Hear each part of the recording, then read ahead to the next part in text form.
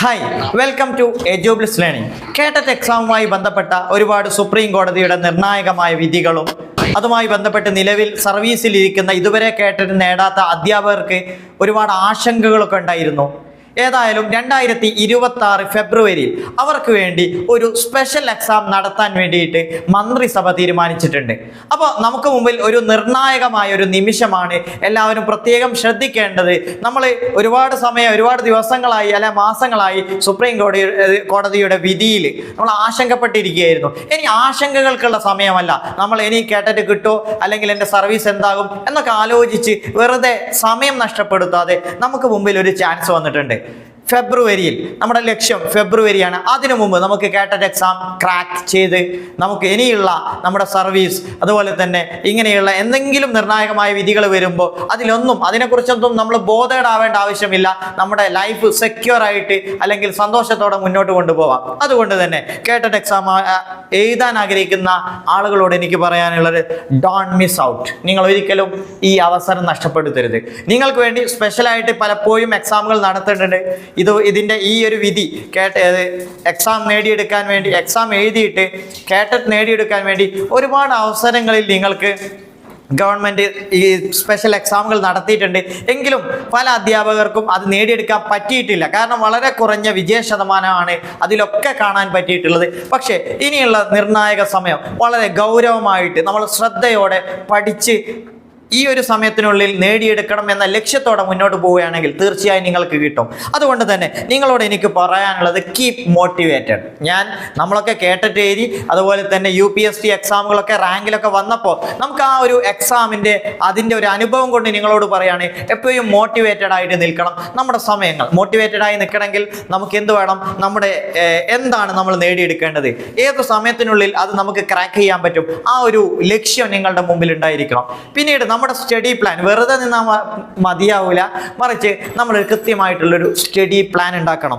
Follow the സിലബസിനെ follow ചെയ്തുകൊണ്ടിട്ടുള്ള study plan. അപ്പോൾ ഈ സ്റ്റഡി പ്ലാനിൽ നിങ്ങൾ പ്രത്യേകം ശ്രദ്ധിക്കേണ്ടത്, ഈ സ്റ്റഡി പ്ലാനിലൂടെ നമുക്ക് കൃത്യമായിട്ട് അത് ഫോളോ ചെയ്യാൻ പറ്റണം. നമ്മളുള്ള സമയങ്ങൾ നിങ്ങൾക്കറിയാം. ഇനിയുള്ള ദിവസങ്ങളിലൊക്കെ നമുക്ക് നമ്മുടെ ലൈഫുമായി ബന്ധപ്പെട്ട ഒരുപാട് വിഷയങ്ങളുണ്ടാവും. ജോലിയുമായി ബന്ധപ്പെട്ട കാര്യങ്ങളുണ്ടാവും, നമ്മുടെ ഫാമിലിയുമായി ബന്ധപ്പെട്ട കാര്യങ്ങളുണ്ടാവും. അതുപോലെ തന്നെ ഓരോരുത്തരുടെയും ലൈഫിൽ പ്രത്യേകമായിട്ട് മറ്റു പല കാര്യങ്ങൾക്കും നമ്മൾ എൻഗേജ് ചെയ്യേണ്ടി വരും. പക്ഷേ അതിനൊക്കെ സമയം കൊടുക്കാതെ, അതല്ലെങ്കിൽ ആ സമയങ്ങളൊക്കെ പ്രത്യേകം നിശ്ചയിച്ച് അതിൻ്റെ സമയത്ത് അത് ചെയ്യുക. പിന്നെ പഠനത്തിന് വേണ്ടി ഒരു പ്രത്യേക സമയം തന്നെ കണ്ടെത്തുക എന്നുള്ളതാണ്. സോ നമ്മുടെ സ്റ്റഡി പ്ലാനിൽ നമ്മുടെ പ്രിയോറിറ്റി ആയിട്ട് കൊടുക്കേണ്ടത് നമുക്ക് വീക്കായിട്ടുള്ള സബ്ജക്റ്റുകൾക്ക് പ്രത്യേകം തന്നെ. കാരണം നമ്മുടെ എക്സാമിൻ്റെ അല്ലെങ്കിൽ ആ സിലബസ് കണ്ടാൽ നിങ്ങൾക്കറിയാം, നമുക്ക് സൈക്കോളജി ഉണ്ട്, ലാംഗ്വേജ് ഉണ്ട്, അതുപോലെ തന്നെ സബ്ജക്റ്റുകളുണ്ട്.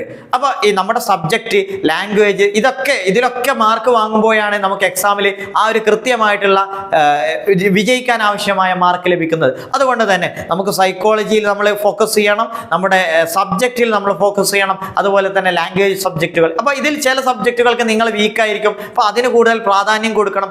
ആ രീതിയിലുള്ള സ്റ്റഡി പ്ലാനാണ് നിങ്ങൾ തയ്യാറാക്കേണ്ടത്. അതുകൊണ്ട് തന്നെ നിങ്ങളോട് പറയാനുള്ളത്, ഫെബ്രുവരിയിലാണ് നമ്മുടെ എക്സാമിനെ മുന്നിൽ കണ്ട് അതൊരു ഗോളായിട്ട് കണ്ട് നിങ്ങൾ എന്ത് ചെയ്യുക? പഠനം സ്റ്റാർട്ട് ചെയ്യുക. പ്രോക്രാസ്റ്റിനേഷൻ, അതായത് ഇന്ന് വേണ്ട നാളെ ആക്കാം, അടുത്ത ആഴ്ചയാക്കാം, അടുത്ത മാസം തുടങ്ങാം, അതല്ലെങ്കിൽ ഒരു കോഴ്സ് എടുക്കട്ടെ എന്നിട്ട് സ്റ്റാർട്ട് ചെയ്യുക എന്നുള്ള ചിന്തകളൊക്കെ ഒഴിവാക്കുക.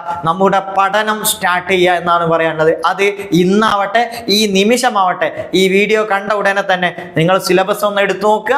സിലബസിലുള്ള കാര്യങ്ങൾ, ഏത് സബ്ജക്റ്റ് ഇന്ന് സ്റ്റാർട്ട് ചെയ്യും, അടുത്ത ദിവസം ഏത് സബ്ജക്റ്റ്, അങ്ങനെയുള്ള ഒരു വീക്കിലേക്കുള്ള ഒരു സ്റ്റഡി പ്ലാൻ, അടുത്ത ഒരു മന്തിലേക്കുള്ള സ്റ്റഡി പ്ലാൻ, ഓരോ വീക്കിലും അത് റിവൈസ് ചെയ്യാനുള്ള ഒരു പ്രത്യേക ദിവസം, ഇങ്ങനെയുള്ള ഒരു കൃത്യമായ സ്റ്റഡി പ്ലാൻ, സിലബസ്, നിങ്ങളുടെ സബ്ജക്റ്റുകൾ, നിങ്ങളുടെ വീക്ക് സബ്ജക്റ്റ്, അതുപോലെ നിങ്ങൾ സ്ട്രോങ് ആയിട്ടുള്ള സബ്ജക്റ്റുകൾ അത് മനസ്സിലാക്കിയിട്ടുള്ള ഒരു ഫോളോ അപ്പ് നടത്തുകയാണെങ്കിൽ തീർച്ചയായും കേട്ടറ്റ് എക്സാം വളരെ സിമ്പിളായി നിങ്ങൾക്ക് നേടിയെടുക്കാൻ പറ്റും. അതുകൊണ്ട് തന്നെ അടുത്ത ഫെബ്രുവരിയിൽ നടക്കുന്ന കേട്ടറ്റ് നിങ്ങൾക്ക് ലഭിക്കട്ടെ എന്ന് ആശംസിക്കുന്നു. Thank you.